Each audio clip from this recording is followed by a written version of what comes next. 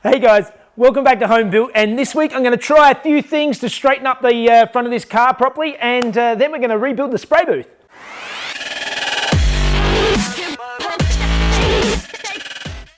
Basically, this line underneath the headlight bucket is supposed to be parallel to that line on the body.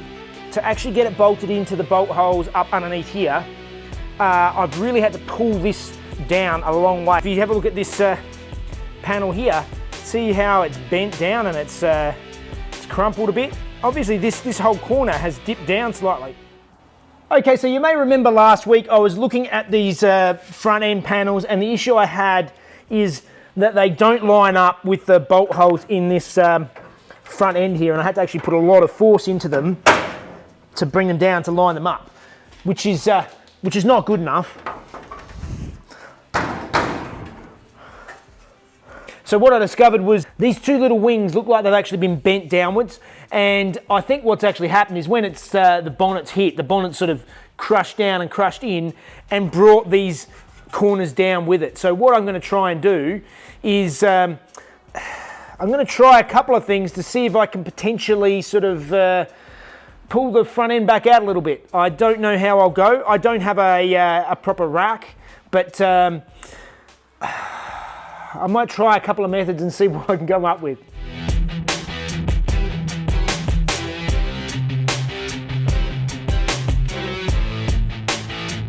Okay, I've been scratching my head as to how to pull this out. I don't have access to a rack, so what I'm looking at, I've gone through and somebody actually put me through to a link to the actual dimensions of the Z. It's actually quite detailed dimensions of the Z body and where it's supposed to be. It's just this cosmetic radiator support panel that's at the front. So what my idea is I've got some scrap I'm going to cut out and make up a bit of a bar that goes across here, and hopefully I can sort of push off of the frame and jack it and pull it up and straight. So bolt this onto these mounting points and just push it back into shape the way it's supposed to be so that everything lines up, and then I can move forward and stop stressing out about this really annoying thing.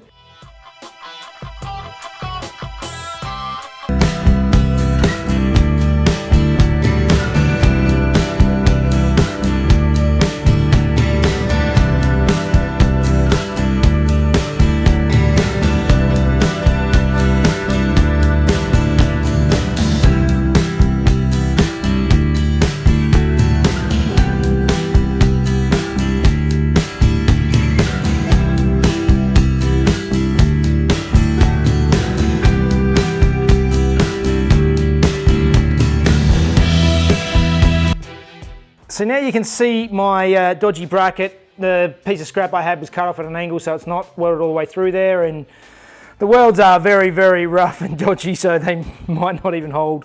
But what I've done is I've made this bracket up, and I can move it around to the different mounting holes for the bonnet hinges and the front bar, and then jack against this bar and push it in the direction I want to try and line it up. And I've left the front guards on, so when the holes line up, I know that it should be sitting in roughly the right spot. Not very scientific, I know, but that's the way I'm trying it anyway.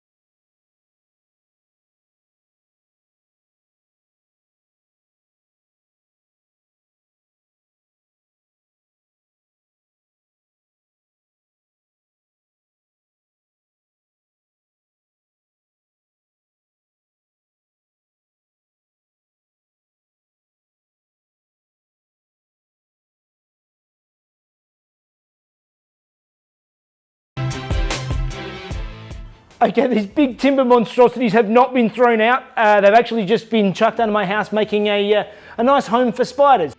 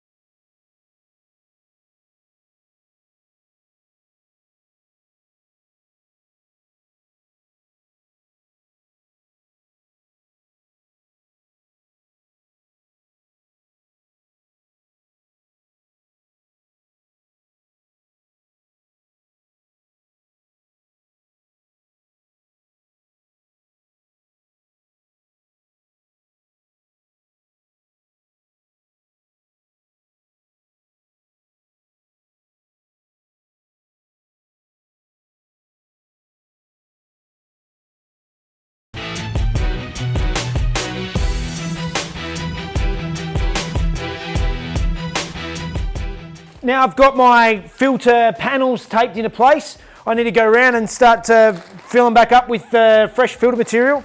I hate using this stuff. It's fiberglass based, itchy, bleh. But it's got to be done. Let's get into it.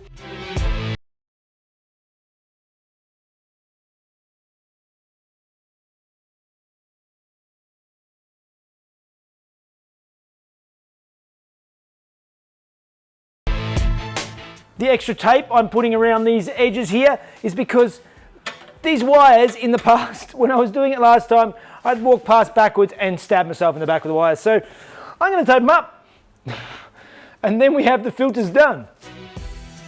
Now just have to go around and block up these holes. These holes I actually cut in the booth last time because I had the fluoros mounted up here with a plastic cover over them, and that was they were holes just to let any heat out. Bring these back down, tape them up, and then I should have a sealed up booth.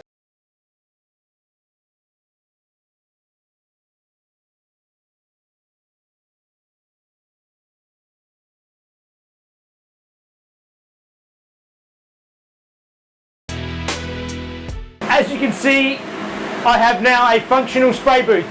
It's very loud in here with these two fans going, but you can see by the fact that the walls are pushing out that it's positive pressure in here, so there's higher pressure inside than outside, so any dust or whatever will be pushed out rather than any dust being sucked in, which is a big factor. And when I first made this booth without being positive pressure, sucking these sides in makes it a really small place to work.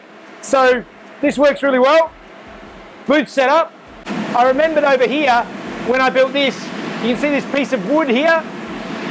If I take it out, I'll show you why that wood's here. Can you hear that awful noise? It just seems to vibrate at the wrong resonance or whatever, so that just keeps it from making a lot of noise. Okay, so now I have my new functional spray booth ready to go. I still need to get the lights. I've ordered them, so hopefully they'll come in, and fingers crossed the LED strip lighting will actually be a much better solution than the fluoros. Those of you who are interested, I'll link. I'll put a link in the description to my how to build a spray booth videos. There's a couple of videos there that I've done, which goes through the whole process of my thought process on the video, how I built it, and what I've used. Make sure to watch both, because the second one has some very important improvements. So basically next week, I want to get in and start doing all the rust converting and then epoxy the car. So I don't want to start that now until next week, so it's a little bit shorter one today, but I think that must mean it's time for Fun Facts with Mrs. Jeff.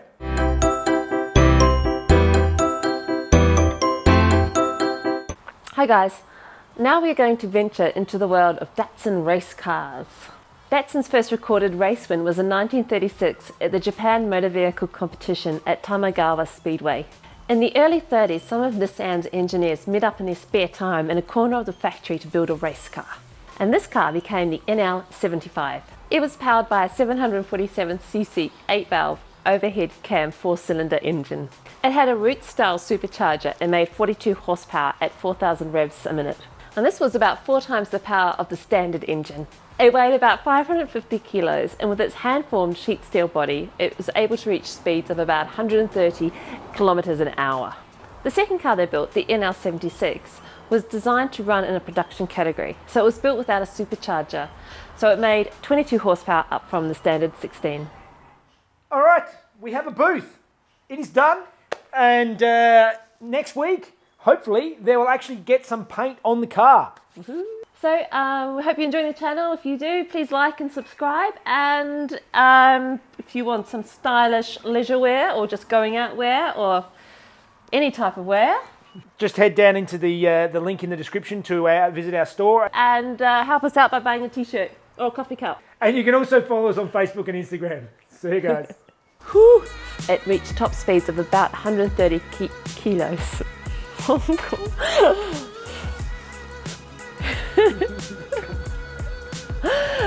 gosh.